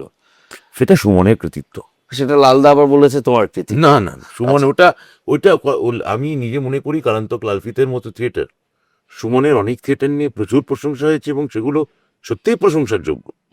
এইরকম সাংঘাতিক সাংঘাতিক থিয়েটারও করেছে, কিন্তু আমার মনে হয় যে ওর করা শ্রেষ্ঠ থিয়েটারের যে কল্পনা শক্তির যে উদ্ভাবন, এবং যে ভিজুয়ালাইজেশন, দৃশ্য কল্পনার যে চমৎকারিত্ব এবং উৎকর্ষ, সেটা ও আমার ধারণা ও তখন একেবারে মানে টিনেজ থেকে সদ্য কিশোর থেকে যুবক হয়েছে, ওর তার উদ্ভাবনী শক্তির একটা চরম নিদর্শন হচ্ছে কালান্তক লালফিতে। ও হয় না, ওটা মানে ওরকম থিয়েটার আমি আর দেখিনি। তুমি যখন অন্যদের টেক্সট নাট্যরূপ দাও, সেটা ভাল লাগে করতে? কারণ নিজে এত লিখে ফেলেছো, তখন অন্যের টেক্সট আর ট্রান্সলেট করতে ইচ্ছে করে? খুব ইচ্ছে করে। এই যে আমি Mario burger user mistress of desire বলে একটা নাটককে আমি অ্যাডাপ্ট করলাম। হুম। আমি ওটা পেরুতেই মূল ঘটনা হচ্ছে, আমি গোয়ায় এনে ফেললাম। হুম। আমার যে কি আনন্দ হলো! হ্যাঁ, আমি দেবেশকে এটাও বললাম যে তুই এটা কর না, তুই এটা কর না। তো পড়ে টরে মানে ওটা বাঙালি সমাজে করা খুব মুশকিল। হুম। এত হার্ড হিটিং, এত অ্যাবিউসিভ, এত মেল গেজের নাটক, পুরুষতান্ত্রিক নাটক, হুম। এমনিতে আসলে মহিলাদের পক্ষের নাটক। হুম। হ্যাঁ, কিন্তু এবং তার সঙ্গে যে কল্পনার উড়ান ঘটছে, চিন্তার কল্পনা, যে অধিবাস্তব সাররিয়েল যে জগৎ ঢুকে পড়ছে, ফ্যান্টাসি ঢুকে পড়ছে, হুম। তার কোনো তুলনা হয় না। আমার তো করে দুর্ধর্ষ লাগে, দুর্ধর্ষ। পার্থভৌমিক তখন প্রচুর নাটক করো, তুমি দেখো? পার্থ তো আমার সঙ্গে প্রথম থিয়েটার করেছে, হুম। আমার ডিরেকশনে। হুম। মানে ওর পাড়ার থিয়েটারের অভিজ্ঞতা বাদ দিয়ে বলছি, কলকাতায় সিরিয়াস থিয়েটার ও প্রথম আমার সঙ্গে করেছে, দেখবো না কেন? হুম। আমি তো দেখেছি। শহরিয়ার করবার সময় তোমার ভাবনাটা কি ছিল? শহরের সময় তুমি যেরকম যে মানসিক স্টেটের কথা বললে তোমার একটু আগে, হুম। আমি তখন ওই স্টেটটার মধ্যে দিয়ে প্রায় যাচ্ছি, যদিও আমি জানি যে আমার খুব বেশি উন্মার্গগামী হলে চলবে না, হুম। কারণ আমাকে একটা দল চালাতে হচ্ছে। হুম। ঠিক আছে, কিন্তু মেন্টালি আমি তখন খুবই মানে ডিস্টার্বড অবস্থায়, এবং এক ধরনের বাঁচার স্বপ্ন কথা ভাবছি, খড়কুটো আঁকড়ে ধরার মতো। সেই অবস্থায় শহরিয়ার করি, এবং শহরিয়ারটা বলতে পারো যে আমার গণপুষ্টির যে জীবনযাপন, তার অনেকটাই রিফ্লেকশন শহরিয়ারে তখন পড়েছিল। হ্যাঁ, তো এটা আমি আবার বললাম যে আমার অতীতকে আমার আমার আমার ফিরে দেখার মধ্যে এক ধরনের, যেমন রোমন্থন আছে, অতীতকে ফিরে দেখার মধ্যে যেমন এক ধরনের পেইন আছে, মানে সে পেইনটার একটা পুরনো ফোঁড়ার গায়ে হাত বুলোলে বা গায়ের গায়ে হাত বুলোলে যে আনন্দটা হয়, সেই রকম। যেমন আবার মানে সেই অতীতটা আমার কাছে আশ্চর্য চমৎকার। আবার তা মাঝে মাঝে স্মৃতি সততই সুখের, মাঝে মাঝে দুঃখেরও বটে। সেরকম অনেক কিছু মিলেমিশে যেহেতু আছে, ওটাকে আমি দেখো মনে করতে পারি এমনটা নয়। তুমি এই যে তুমি আমার উস্কে দিলে, এরকম কেউ যদি অনেকক্ষণ ধরে উস্কোয়, এবং সেটা যদি এরকম একটা পাবলিক ডোমেন না হয়, তাহলে হয়তো মানে অনেক কথাই বলতে পারবো। কিন্তু মূলত আমি মূল যে কথাটা তোমায় বললাম, যে শাহরিয়ার তুমি কি, তুমি যদি জানতে চাও ওই লেখাটা, ওটা মূলত আমার গণকৃষ্টির জীবন অভিজ্ঞতায় আমি একটা ব্যান্ডের গানে রূপকায়িত করেছিলাম। গণকৃষ্টি ছাড়লে কেন? যেহেতু তুমি এই প্রসঙ্গটা এলো শহরিয়ার এবং তোমার গণকৃষ্টিতে সেই সময়। না, গণকৃষ্টি ছাড়ার ক্ষেত্রে কিছু ব্যক্তিগত দিক আছে। কিছু মানে গণকৃষ্টির যে ডিরেক্টর এখন অমিতাভ দত্ত, তার সঙ্গে আমার কিন্তু কোনোদিন কোনো ভুল বোঝাবুঝি হয়নি। এবং অমিতাভদা থাকতে থাকতেই, মানে অমিতাভদা হয়তো, আমি অমিতাভদার ডিরেকশনে অভিনয় করেছি 4টে বা 5টা, অমিতাভদা আমার ডিরেকশনে অভিনয় করেছি 6টা বা 7টা। হ্যাঁ, মানে অমিতাভদা ডিরেকশন, মানে তার সঙ্গে আমার কোনো সমস্যা হয়নি, এবং সে এখন আমার খুবই বড় বন্ধু। আমি ব্রেস্টের উপর যে আমার বইটা আছে। বইটা আমি লিখেছি, বায়োগ্রাফিটা, ওটা আমার অমিতাভদাকে উৎসর্গ করা। কিছু টুকটাক ভুল বোঝাবুঝি ছিল, কিন্তু মূল প্রিন্সিপাল কারণটা ছিল যে ওই যেটা নিয়ে কথা শুরু হয়েছিল, যে আমার যে থিয়েটার করছি তার ফাইনাল কাস্টিং ওই দল থেকেই সবাইকে করতে হবে, এমন কোনো আন্ডারটেকিং ও মুচলেকা আমি দিতে রাজি ছিলাম না। ফলে ওই দলে যারা অনেক দিন ধরে আছে, তাদের কেউ কেউ বিপন্ন হচ্ছিলেন, এবং তাদের সঙ্গে আমার ভুল বোঝাবুঝি হচ্ছিল। ওই ভুল বোঝাবুঝিটা এমন কারোর সঙ্গেও হচ্ছিল যারা প্রায় আমার হাতেই তৈরি করা অভিনেতা হিসেবে। মানে তৈরি করা মানে কি, আমি মানে তারা হয়তো আমার ডিরেকশনে প্রথম অভিনয় করেছে। তখন একটা খারাপ লাগা তো তৈরি হয়। হ্যাঁ, তখন আমার মনে হচ্ছিল ওরে বাবা, হ্যাঁ 12 হাত কাঁকুড়ের 13 হাত বিচি, হ্যাঁ এইসব, কম বয়সটাও তো কম ছিল, এই ধরনের মন একটা তৈরি হচ্ছিল। আর আমার মনে হচ্ছিল যে আমি মূলত এই দলটা আমার একটা এক্সপোজার দেওয়ার দরকার ছিল। আমার তখন একটা বেরিয়ে একটা ইন্টারভিউতে বলেও ছিল, এখনো অতটা বলবো না, কিন্তু তখন যেটা বলেছিলাম সেইটা আমি আরেকবার রিপিট করতে পারি, যে আমি এই দলটা প্রমোটার হিসেবে ছিলাম। প্রমোটারের কাজ কি, কোনো একজন ওনারের থেকে জমিটা নেয়, বাড়িটা বানায়, তারপর যারা তারা থাকে তাদের থাকতে দিয়ে চলে যায়নি। তো আমি এখন অতটা বলবো না নিজের ক্ষেত্রে, কিন্তু ছাড়ার ক্ষেত্রে হয়তো ওই ধরনের একটা মন ছিল। আবার আমি নিজে একটা কিছু একটা করবো, সেটা তখন ভাবি। আমিও তখন বিভিন্ন দলে কাজ পাচ্ছি, অন্য দলে থিয়েটার করি না, এরকমভাবেই চলে যাচ্ছিল। কিন্তু 2008 সালের 21শে জুলাই আমার জীবনে একটা বড় পরিবর্তন আনলো, মানে আমার নাট্য জীবনে। এবং সেখান থেকে আমি তখন কালিন্দী ব্রাত্যজন করার আমি কথা ভাবলাম 2008-এ। আর 2009-এ তার রুদ্রসঙ্গীত যেহেতু মঞ্চস্থ হয়ে গেল, এবং সেটা একটা খুবই খুবই জনপ্রিয়। আমি তো মনে করি এখনো এই 20 শতাব্দীতে বাংলা থিয়েটারের অত দর্শক কোনো থিয়েটার দেখেনি। সত্যি হ্যাঁ, তো সেই থিয়েটারটার পর আর কেন আমি এটা গণকৃষ্টি ছেড়েছিলাম, সেই প্রশ্নটা আমার কাছে আর গুরুত্বপূর্ণ। খুব গুরুত্বপূর্ণ নয়। ব্রাত্য বসুকে যদি বাদ দিই, তাহলে ব্রাত্য বসুর লেখা, ব্রাত্য বসুর ডিরেক্টর বাদ দিলে আরো অনেকে অ্যাডাপ্ট করেছে। দেবেশদা করেছেন, ভয় বাবানদা বা কৌশিক সেন করেছেন, লালদা করেছে, স্টেজে করে স্টেজে করেছে, মানে থিয়েটার করেছে। হ্যাঁ। কোন নির্দেশকের কাজ দেখে তোমার মনে হচ্ছে যেটা লিখেছিলাম, মানে সবার বা কাউকে তরতম করতে হবে আমি না? তো তোমাকে প্রথমেই বললাম যে কালান্তক লাল ফিতার মতো থিয়েটার আমি আমি আমি দেখিনি, যদিও কালান্তক লাল ফিতা শিবরামের গল্প, সেখান থেকে আমি নাটক রূপ দিয়েছিলাম। বিকেলে ভোরে সর্ষে ফুল দেবেশ করেছিল, যদিও ওর শেষটা নিয়ে আমার আপত্তির কথা দেবেশকে আমি জানিয়েছিলাম, সে নিয়ে আমাদের খুব তর্কাতর্কিও হয়েছিল।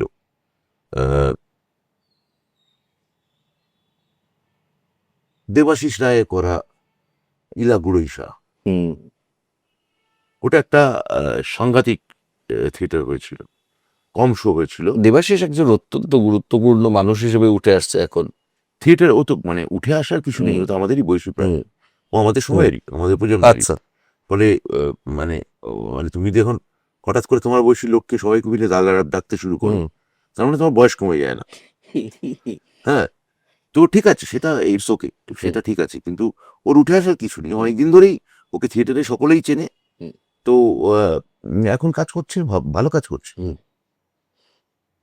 পৌলমী আর অত সেভাবে নাটকে করছে না কেন? এইটা পৌর্ণমীকে তোমায় জিজ্ঞেস করতে হবে। এটা সত্যি আমার একটা বড় কারণ উচিত নয়। তোমায় বলতে পারি যে আমি মির্জাফরের পর 18 সালের পর আমি থিয়েটার করিনি, এবং ও খুব প্যাম্পার্ড অ্যাক্টর, ও খুব বাইরে গিয়ে আমার মনে হয় না মানাতে পারে। ঠিক আছে, তো সেখানে আমার মনে হয় যে আমার সঙ্গে কাজ করলেই স্বস্তি হয়। আমার নিজের ধরুন এখন আমার সঙ্গে করতে চাইছে না, সেটা আবার ধরুন আমার বলার থেকে ও বললে বেটার হবে। তুমি এই আমাদেরকে আর কতদিন বঞ্চিত করবে? মানে শিক্ষামন্ত্রী আগেও এসেছে, আবার পরেও আসবে। ব্রাত্য বসু নাটককার তো আর আমাদের কাছে আসবে না। আমি তো নাটক লিখছি, টানা নাটক লিখছি। তুমি বলতে পারো আমি থিয়েটার করছি না অনেকদিন, থিয়েটার করবো, থিয়েটার আবার করবো। কিন্তু আমি মনে করি 1872 সাল থেকে যে মডেলটা আমরা মূলত ভাঙচুর হলো, অর্থাৎ অর্ধেন্দু শেখর এবং গিরিশ ঘোষ, অমৃতলাল বসুদের হাতে তৈরি করা থিয়েটার, অবশ্যই ভুবন নিয়োগী এবং নগেন্দ্রনাথ বন্দ্যোপাধ্যায়, তার এক ধরনের বদল এলো 1948 সালে, যখন গ্রুপ থিয়েটার চালু হলো সৌম্য মিত্রের নেতৃত্বে। আমি মনে করি 21 সাল থেকে পর থেকে শিশির ভাদুরী মূলত গ্রুপ থিয়েটারই করে আসছিলেন, নামটা আসেনি। ঠিক আছে, উনি শিশিরবাবু সম্প্রদায় নামে করতেন। আমরা অবাক হয়ে দেখব যে বহুরূপী যখন তৈরি হচ্ছে, তার প্রথম নাম বহুরূপী নয়, মনোরঞ্জন ভট্টাচার্য ও তার সম্প্রদায়, এরকম একটা নাম ছিল। শিশিরবাবু এটা অনেক আগে থেকে করছেন, কিন্তু আমি বহুরূপী জন্ম সালটাই বলতে চাই 1948, যখন থেকে আবার থিয়েটার এক ধরনের কাউন্টার করলো ওই 1872 মডেলটা। ন্যাশনাল থিয়েটার অ্যান্ড অল, ওই ওই ওই ওই মডেলটাকে যখন গ্রুপ থিয়েটার কাউন্টার করে, মূলত পেশাদারি থিয়েটার, যে তুমি সিনেমার মতোই ভাই, তোমাকে থিয়েটার দেখতে হলে নগদ গাঁটের কড়ি খরচা করে আসতে হবে। এটা সৌম্য মিত্র একদম, তার সঙ্গে আমার মানে রুচি বা মানের কোনো সম্পর্ক নেই। 48 সালে সৌম্য মিত্র বলেন ভালো থিয়েটার ভালোভাবে করতে হবে, এবং সেখানে রুচিটা বা থিয়েটারের মানটা খুব গুরুত্বপূর্ণ হয়ে উঠল। তাহলে 1872 সালে যে থিয়েটারটা হলো, সেটা হচ্ছে একটা ফিউডাল বাবু থিয়েটারের কাউন্টার। যে তার আগে কি ছিল থিয়েটার, যে ভাই আমি পাথুরিয়াঘাটার মহারাজা, আমি জোড়াসাঁকোর রাজা, আমি বাইকপাড়ার রাজা, আমার বাড়িতে থিয়েটার করব, তুমি কে? ব্রাত্য বসু, তুমি মধ্যবিত্ত লোক, তোমার ঢুকতে দেবো না। আপনি কে? রাহুল অরুণোদয় বন্দ্যোপাধ্যায়, আপনি সেরেস্তাদার বা রায়বাহাদুর, আপনাকে আমি ঢুকতে দেবো। অর্থাৎ ঢোকাটা আমার মর্জির উপর নির্ভর করছে। প্রফেশনাল থিয়েটার 1872 সালে যে কাউন্টারটা করলো, সেটা বললো যে যে কেউ আসতে পারে, আমরা কোনো রেস্ট্রিকশনস রাখবো না। যেটা নিয়ে গিরিশ ঘোষের সঙ্গে ওদের দ্বন্দ্ব হয়। গিরিশ ঘোষ বেরিয়ে যায়, বলছি তাহলে তো সব হারি কেওড়া ম্যাথর, যে পারবে, যার কোনো সংস্কৃতি নেই, সে টিকিট কেটে থিয়েটার দেখতে ঢুকে পড়বে। তারা বলে ঢুকুক, সে সে বাইরে কথা বলবে, বাইরে কথা বলবে, কিন্তু তার মান তৈরি করা আমার দায়িত্বের মধ্যে পড়ে। এটা অর্ধেন্দ্র শেখর মুস্তাফিরা বললেন। তাহলে ওরা বাবু থিয়েটারকে, মানে মহারাজদের থিয়েটারদের এক ধরনের কাউন্টার করলো। 48 সালে সৌমিত্র আবার এই থিয়েটার থেকে কাউন্টার করলো, করে বললো না ভাই, রুচি আর মানের সম্পর্ক আছে, আর থিয়েটার করে টাকা পেতেই হবে এমন কোনো কথা নেই, আমরা গান গচ্চা দিয়ে থিয়েটার করবো, কিন্তু টাকা পেলে ভালো। পরবর্তী ক্ষেত্রে বহুরূপী সবাইকেই কিছু কিছু টাকা দেওয়ার চেষ্টা করেছে, গ্রুপ থিয়েটারগুলো করছিল, কিন্তু এই মডেলটাও ক্রমশ অচল হয়ে আসছিল। এর এক ধরনের কাউন্টার বিশ্বায়নের পর আমি বলবো কোম্পানি থিয়েটার, যেখানে কোনো একটা নির্দিষ্ট অভিনেতা কোনো নির্দিষ্ট দলের নয়, যেখানে পরিচালক মানেই আসলে প্রযোজক, পরিচালককেই সন্দেহ করতে হচ্ছে, বাইনারি অপোজিট, যেটাকে সন্দেহ করতে হচ্ছে, যে জোগাড় করতে হচ্ছে টাকা। এই দুটো সত্যাই তার মধ্যে রয়েছে। এই যেহেতু অর্ধেন্দু শেখর মুস্তাফি, গিরিশ ঘোষ, শিশির ভাদুরী নামগুলো এলো, এই নামটা আসতেই হবে এবার উদ্ভাসিত মানদাস। হ্যাঁ, এরকম একটা, তুমি তার আগের পার্টটা পড়োনি, তুমি উদ্ভাসিত মানদাস পড়েছো। আমি রোববারে যেগুলো বেরিয়েছে হ্যাঁ, তারপর ওর আগে একটা পার্ট আছে, শিশির ভাদুরী জন্ম থেকে 1921 পর্যন্ত, আচ্ছা, দ্রুত ক্রীড়ক মানে জুয়ারি, ওটাও আনন্দ থেকে বেরিয়েছে দেখলাম। গ্যাম্বলার, ওটা 21 সাল পর্যন্ত, 33 সাল পর্যন্ত, আমেরিকা যাওয়া পর্যন্ত শিশির ভাদুরী। আর উদ্ভাসিত মানদাস হচ্ছে 1931-এ শুরু হচ্ছে, 1959 মানে ওনার মৃত্যুতে শেষ হচ্ছে। তোমার কবে মনে হলো যে আমার অগ্রপথিকদের এই পৃথিবীটাকে একটু এক্সপ্লোর করি, এবং এটা তো একটা এপিক, এরকম কাজের চাপ, রাজনৈতিক চাপ, মন্ত্রিত্বের চাপ দিয়ে এটা ধরাটাও তো একটা বিশাল রাজসূয় যজ্ঞের মতন। সেটা কবে ভাবলে, মানে, এবং কেন ভাবলে?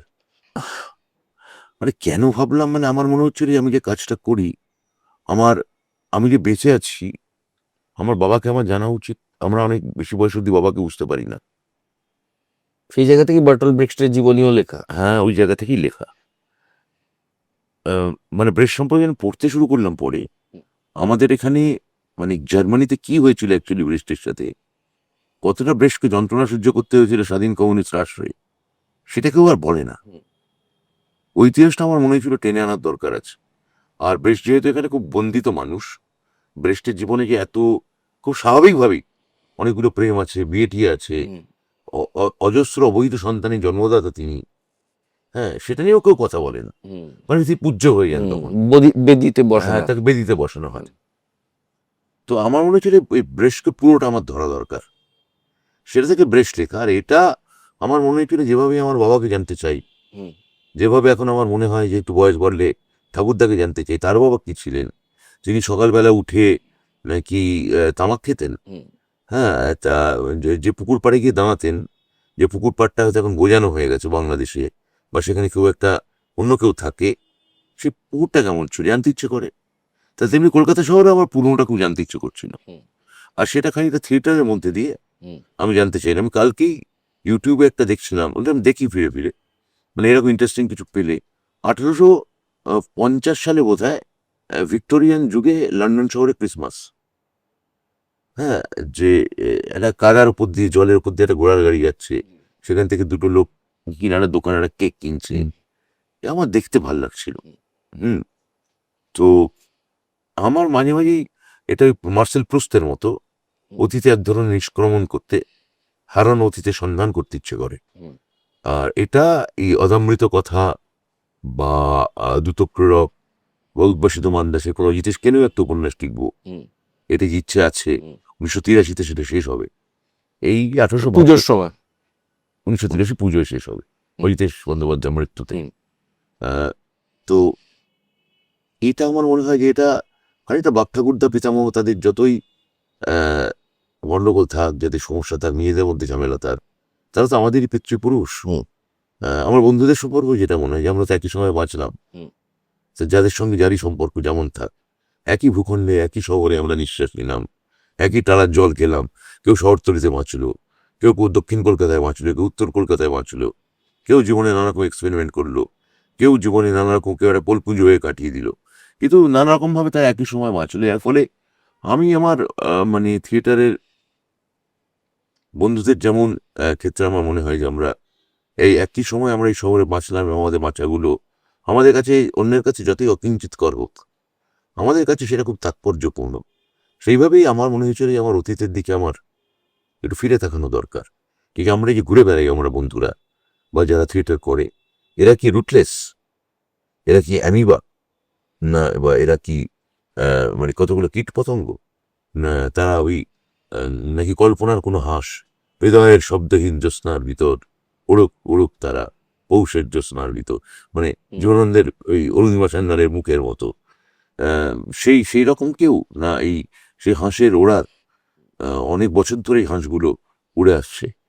আচ্ছা, তোমার কি মনে হয় না কোনো একদিন, আজ থেকে 40-50 বছর 60 বছর পর, আহ, যদি আদৌ ইতিহাসের দিকে মানুষ তাকানোর তখন আর সময় থাকে, তখন এই প্রজন্মটার দিকে মানুষ খুব মোহ নিয়ে তাকাবে যে আহা কি সময় ছিল, ব্রাত্য বসু, লাল। বোমারি একটা কোট করবো, আমাদের ইতিহাসে থাকবে না, ইতিহাসই থাকবে। বোমাতে হ্যাঁ, বলছিল। মনে হচ্ছে না ইতিহাসে। আমার মনে হচ্ছে না পস্টারিটি আমাদের মনে রাখবে। হুম।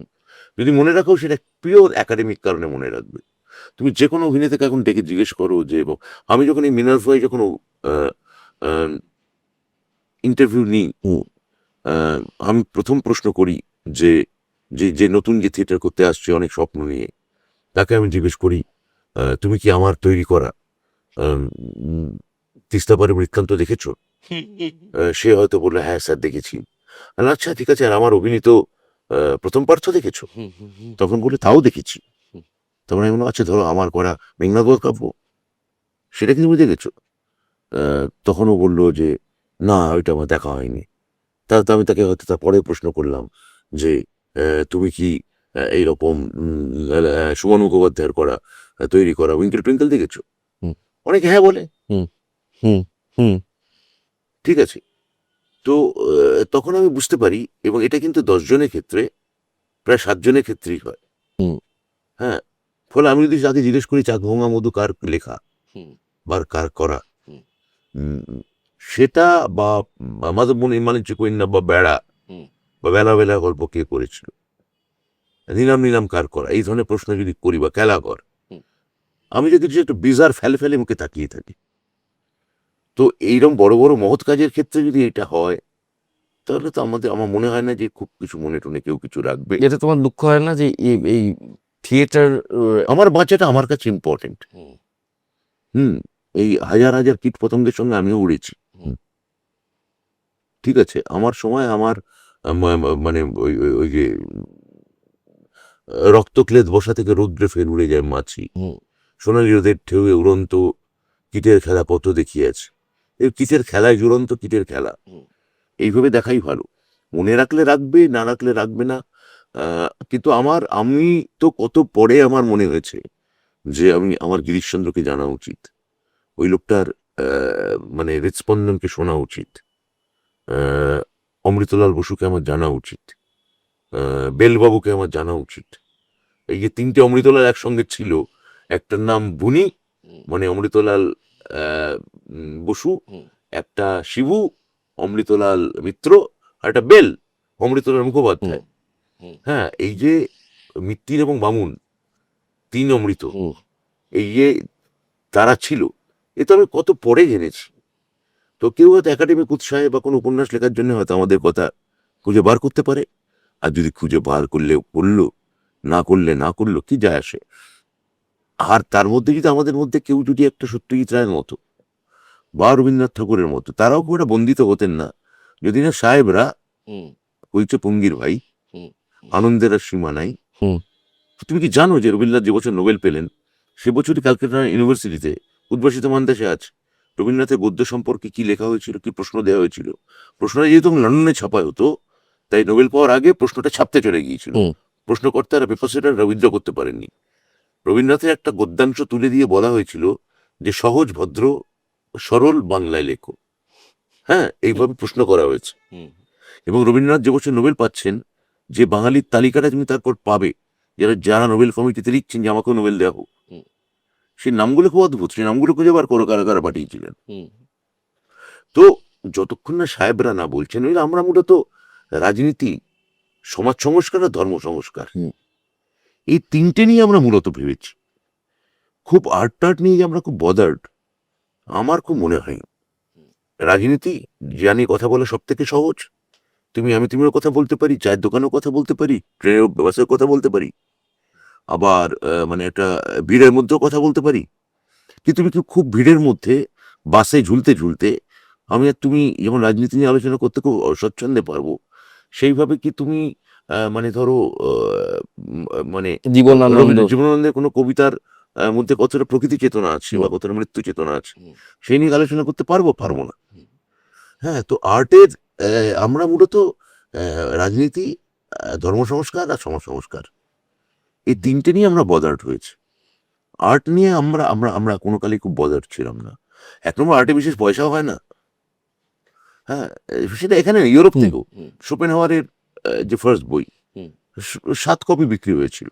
রিমেম্বার্স থিংস পুস্তের যে বইটার কথা আমি বললাম, এটা বোধহয় মানে প্রথম কপি বিক্রি হয়েছিল 35টা। তো মানে আর্টের জীবনযাপন যারা করে তারা মূলত মানে আমার তো মনে হয় যে খানিকটা নার্ভের রুগী, খানিকটা হাইপোকন্ড্রিয়া, বই যেটা বললাম, খানিকটা মানে মূলত স্নায়ু পীড়িত মানুষ। হ্যাঁ, তো এবং তাদের জীবন শেষ অবধি নিঃসঙ্গ। হ্যাঁ, পুব্বা দেখে আমি মুগ্ধ হয়ে গেছি, এবং পুব্বার শেষ দৃশ্য দেখে আমার বুকের মধ্যে কষ্ট হয়েছে একটা। পুব্বা একটু বেশি চলতে পারতো না? পুব্বাটা বা যেটা করলো প্রডিউসার, সে প্রথম দিন গিয়ে সে নিজের ছবি লিক করে দিল, এত গান ছিল বলে। সাবধানতা নিতে গিয়ে এমন একটা ছেলেকে দিয়ে কাজ করালো, সে কি করলো, সে ওটাকে একটা ওই ওপেন ফোরামে গিয়ে ছবিটা লিক করে দিল। ডেলিভারলি করেনি ছেলেটি, কিন্তু যা ক্ষতি হওয়ার তো হয়ে গেল। ও 3 ঘন্টা পর উইথড্র করলো, কিন্তু ততক্ষণে যাওয়ার তা হয়ে গেছে, সারা পৃথিবী দেখে ফেলেছে। আর হুব্বা, আমি তোমাকে বলছি, আমি তুলনা করছি না, কিন্তু হলে কতটা চলেছে গ্যাংস অফ ওয়াসিপুর? একদমই চলে। আমার আর তোমার সেই ছবিগুলো ভালো লাগে, তুমি জানবে তার বেশিরভাগ সুপার ফ্লপ। মাসান এখানে চলেনি। চলে। হ্যাঁ, যে যে যে যে যে ওই যে এই ছবিটা দারুণ লাগলো আমার। এখন এই যে দাহাড়ের মতো সিরিজ, এই যদি হলে রিলিজ করতো, লোকে দেখতো না, বা পাতাল লোক। ঠিক আছে, এটা সারা পৃথিবী দেখছে, ভাল লাগছে, তার কারণটা ওটিটিতে পাচ্ছে বলে। তো বা এখন যে মুহূর্তে আমি ইউটিউবে রিলিজ করলাম, সেই মুহূর্তে সারা পৃথিবী দেখলো, বন্দনা জানালো। কারণ হলে চললে চলবে, না চললে না চলবে। সেখানে যদি বাঙালি এখন মনে করে পরকীয়া সম্পর্ক বা বৃদ্ধের আর্তনাদ এইসব যদি শুনতে চায় বা দেখতে চায়, তারা তাই দেখবে। যে যেটা দেখতে চায় তার সেই মানে গণতান্ত্রিক অধিকার থাকা উচিত। তোমার কিছু নিয়ে মন খারাপ হয় এখন? হ্যাঁ, নিশ্চয়ই নিশ্চয়ই। কি নিয়ে মন খারাপ হয়? মন খারাপ হয় যে মানে কি নিয়ে, মানে আমি মানে একটা ধরো খুব ভালো আর্ট দেখলেও মন খারাপ হয়, যেমন খুব আনন্দ হয়। শূন্যতাও গ্রাস করে। শূন্যতা গ্রাস করে যে আমি কেন এরকম বানাতে পারছি না। ঠিক আছে, তো একটা ভালো আর্টের সামনে গেলে আমি যেমন নিউবল হয়ে যাই, তেমনি একজন অবসাদও কাজ করে। ঠিক আছে, ভালো লেখা পড়লে হয়। তো আরো কিছু কিছু পার্সোনাল ব্যাপার হয়, কিন্তু সেটা এতটাই পার্সোনাল, সেটা আমার মনে হয় যে তুমি যেমন সব তোমার ব্যক্তিগত অনুভূতিগুলো, সেগুলো এমন গ্রে জোনে থাকে, সেটা বলতে গেলে এখানে 10টা লোক 4 রকম ব্যাখ্যা করবে, আবার তুমি ট্রোল হবে। আমি ট্রোল হলে আমার কোনো আপত্তি নেই, কারণ আমার মোটামুটি খানিকটা গন্ডারের চামড়া হয়ে গেছে। কিন্তু আমি এখনো মনে করছি যে তুমি আর্টের সঙ্গে জড়িত, তোমার খানিকটা খরগোশের চামড়া। এই খরগোশের চামড়া তোমার ধীরে ধীরে গন্ডারের হোক, এটাই কামনা করবো। তাহলে আমরা তোমাকে নাটকে পাচ্ছি, এই কথাটা তুমি দিয়ে যাচ্ছ। এটা তোমাকে করতেই হবে আবার। নাটকে না, তুমি বলো থিয়েটারে পাচ্ছি। থিয়েটারে পাচ্ছি, নাটক তুমি লিখছো। হ্যাঁ, টানা লিখছি, টানা লিখে। তো আমি থিয়েটার তো করব, আবার করব, কিন্তু হয়তো এমনকি কোম্পানি থিয়েটারে যে ফরম্যাটে করেছি হুম। সেই ফরম্যাটে হয়তো আর করবো না। কিছু একটা আমায় স্ট্র্যাটেজি বার করতে হবে, যেটার দিকে আমি তাকিয়ে বসে আছি। আমি অনেকটা দেখতে পাচ্ছি, হ্যাঁ। কিন্তু মানে আমি সেই ফুরসতটা পাচ্ছি না। কেন তোমায় বুঝতে হবে, 2019-20 অব্দি মেরজাবাদ চলছিল, হুম। মার্চে কোভিড হলো, হুম। পুরো লকডাউন, থিয়েটার বন্ধ হয়ে গেল। হুম। 21 সালে কোভিডের অবস্থায় নির্বাচন হলো। হুম। আমি এমন একটা দপ্তর পেলাম তারপর, যে দপ্তরটা আমার প্রচুর সময় দিতে হলো। হুম। কিন্তু তুমি এইটা বলছো না যে আমি থিয়েটার করছি তা নিয়ে আফসোস করছো, কিন্তু আমি যে মন্ত্রক সামলাই সেটা সামলে দুটো ফুল লেন্থ সিনেমা ভারতবর্ষে কে করেছে? সেখানে উদ্ভাসিত মানদাসের মতন একটা এপিক লিখেছি, হ্যাঁ। উপন্যাস তো আমি যা করেছি, সম্ভব সে- নয় এটা। তুমি তুমি তুমি সেটা আমি নিয়ে কথা পারতাম বলছো না। না, আমি যে করছি না হুম। সেটা নিয়ে তুমি কথা বলছো। থিয়েটার আমি করব তোমার কথায় নয় রাহুল, হুম। থিয়েটার তো আমি তো আমার তাগিদেই করবো, একদম। তাই না? তুমি আমাকে শত অনুরোধ বা উপরোধ, এমনকি যদি গান পয়েন্টে যদি বন্ধু টাকাও, হুম। এখানেও থিয়েটার করছো না, আমি তো করবো না। হুম। আমার যখন মনে হবে যে এই সময়টা আমার থিয়েটার করার সময়, হুম। আমার এই মুহূর্তে ছবি বানাতে ভালো লাগছে, আমি খুব বাবানি বানালাম, এরপর শেকড় বানাচ্ছি, সে এরপরে আচ্ছা এরপর যদি তা এরকম হয় যে পরে একটা সিনেমা যদি করি আর আমি তুমি একসঙ্গে করি, হুম। আর তখন যদি আমার একটা থিয়েটার করার ইচ্ছে হয়, তখন তুমি কি বলবে আমি সেটা দেখতে চাই। হুম। মানে ধরো একটা একই সঙ্গে তোমার একটা সিনেমা অভিনয় করতে ডাকলাম, হুম। আর একটা থিয়েটার অভিনয় করতে ডাকলাম, আমি তখন দেখতে চাই তুমি বড় ব্রাত্যতা কি করবে আগে, হুম। সিনেমা না থিয়েটার, তখন সেটা নিয়ে আমাকে তুমি ঘরের মধ্যে আলোচনা করবো। হুম। না, আমি একটা জিনিস এইবার অভিজ্ঞতা করে দেখলাম আমার নাটকটা করতে গিয়ে, যে বাকি ওটাই তো মেটায় গেছে বলছে তোমার মেটায় মেটায় গেছে। গেছে, খুবই ভালো, দারুণ। হ্যাঁ, সবই ঠিক আছে, বাকিটা সব সব মাধ্যমেই একই, কিন্তু ওই প্রথম প্রোডাকশনটা তৈরি হওয়ার আগের 25টা দিন, ওটা ওটার জন্যই মানুষ মনে হয় অভিনয় করে। মানে ওই যে 25 দিনের প্রিপারেশন টাইমটা, একসাথে লাঞ্চ করা, একসাথে গড়ে ওঠা নাটকটা, হ্যাঁ, মানে থিয়েটার, ওটা এত অ্যালাইভ করে দেয় একজন একটাকে। আমি বছরে এবার একটা তো করবই। থিয়েটার হ্যাঁ। তুমি করো, এবং তুমি তো মানে তুমি তো অভিনয় করছো তোমার এটা, হ্যাঁ। হ্যাঁ। তো আগে তুমি তো অশালীনে তোমায় আমি দেখেছি, এটা যে করছো এটা খুবই ভালো খবর, এবং বছরে একটা করে করবে এরকম কোনো ধনু ভাঙা পণ না নিয়ে, হুম। বরং বলো যে থিয়েটারটা করতে ভালো লাগবে সেটা আমি বছরে হুম। 2 বছরে একটা হলেও করবো, বা বছরে 3টে হলেও করবো। সেটাই, হ্যাঁ, সেরকম ভাবেই ভাবা ভালো। হ্যাঁ, হ্যাঁ। তাহলে তোমার প্রচুর সময় নিলাম, এবং এত ব্যস্ততার মধ্যে তুমি এলে, এটা বিশাল ব্যাপার। আমি তো তোমার অনেকগুলো দেখেছি, আমি আবার অনেকগুলো দেখাও হয়নি হুম। আমাকে। এই এই শেকড় করতে গিয়ে ঋদ্ধি আমার সুমনের ইন্টারভিউটার কথা বলছি, হুম। বললাম না রে আমার দেখা হয়নি, তাহলে ফিরে গিয়ে দেখবো। হুম। হ্যাঁ, তো ঠিক আছে, তুমি তো অনেকের ইন্টারভিউ নিয়েছো, নানা রকম এবং অদ্ভুত মানুষের নিচ্ছ, তুমি নিজে লেখো বলে সাহিত্যিকদের গিয়ে এতটা নিচ্ছ। হ্যাঁ, সেটা সেটা খুব মানে কার্যকরী বিষয় আমার হ্যাঁ। মনে হয়, কাজের কথা। তা কিন্তু একজন আজকে ফুটবলারের নাম আমি চাই তুমি। আমার খুব ইচ্ছে, আমার সুনীল ছেত্রীর খুব ইচ্ছে, বাঙালি, মানে যে একটু বাঙালি হলে ভালো, সে একটু বাঙালি দাও, হলে। মানে অলোক মুখার্জির খুব সুন্দর সুন্দর পোস্ট দেখি সোশ্যাল ওটা মিডিয়ায়। আমি শুনেছি অলোক বাবুই বলেছেন আমার, হ্যাঁ। মূলত ছেলে করে। আচ্ছা। হ্যাঁ, যদিও খুব দারুণ পোস্ট পোস্টগুলো হ্যাঁ। দেখি, এরকম কাউকে যদি পাওয়া যায়, ভালো কথা বলেন, এবং ধরো, দেখো সুনীল সেনগুপ্ত নেই, না, আমি তাহলে বলতাম যে তার অপূর্ব কথা গোটা বলা। 5 পডকাস্ট করো, হুম। মানে যা কথা বলতেন সুরজিৎ দা। সুকুমার সমাজপতিও অপূর্ব কথা বলতো। সুকুমার দা আছেন তো, সুকুমার সমাজপতি যা বয়স, উনি আমার ধারণা ওনার বাড়িতে গিয়ে আমি করবো। ওরা বাড়িতে গিয়ে করো, কিন্তু আমার ধারণা ওটা নিয়ে রাখো, হ্যাঁ, ওটা সংরক্ষণ হওয়ার দরকার আছে। সুকুমার সমাজপতিটা হ্যাঁ, না, দারুণ দারুণ। 638 ওকে, ও তো আমরা খেলা দেখিনি, না, আমরা কি, হ্যাঁ, আমরা কেউ খেলা দেখিনি, কিন্তু গান, অভিনয়, অভিনয় সব মিলিয়ে আমি শুনেছি উনি যখন রিলে করতেন, ওনার ইস্ট বেঙ্গল প্রীতি এতটাই ছিল, মানে ধরো উনি নাকি সুকুমার সমাজপতি রিলে করছেন, এরকমও শুনেছি যে বক্সের বাইরে বল পেয়েছেন হাবিব দিচ্ছেন আকবরকে, আকবর সুব্রত ভট্টাচার্যের পাশ থেকে টপকে বলটা ফেলে দিচ্ছেন গৌতম টোটকারকে, গৌতম ঘন্টা সেন্টার করেছেন, আরে গোল রে গোল, ইস্ট বেঙ্গল গোল দিয়েছে, গোল। হ্যাঁ, আমি সুকুমার দাকে জিজ্ঞেস করেছিলাম যে এইরকম নাকি আপনি ইনভলভ হয়ে যেতেন, হ্যাঁ, বললো না না এসব বানানো গল্প। আজকে আপনারা ব্রাত্যদার সাথে আমার কথোপকথন দেখলেন। আপনাদের যা বলার তা আপনারা কমেন্ট বক্সে বলবেনই। আপনারা নাটককারকে ভুলে গিয়ে অন্য কোনো পরিচয়কে প্রাধান্য দেবেন, সেটা আপনাদের হাতে। দিক দিতে দাও, হ্যাঁ। এবং কিন্তু আমাদের প্রজন্মের কাছে, এদের যেমন কিছু অগ্রপথিক আছে, আমাদের অগ্রপথিক এরা। তো আমাদের শ্রদ্ধা কোনোদিনই কমাতে আপনারা পারবেন না। সে যে রাজনীতিতেই যেই থাকে আমরা, সেই জায়গাতেই আমরা শেষ করলাম। এটা গেঞ্জি এরা বানাচ্ছে, এদের ওয়েবসাইটের গিয়ে যাচ্ছে, কিনে নেবেন, আর আমার শোটা সাবস্ক্রাইব করে নিয়ে গরিবের চ্যানেলটা চলে যাবে। নমস্কার। নমস্কার।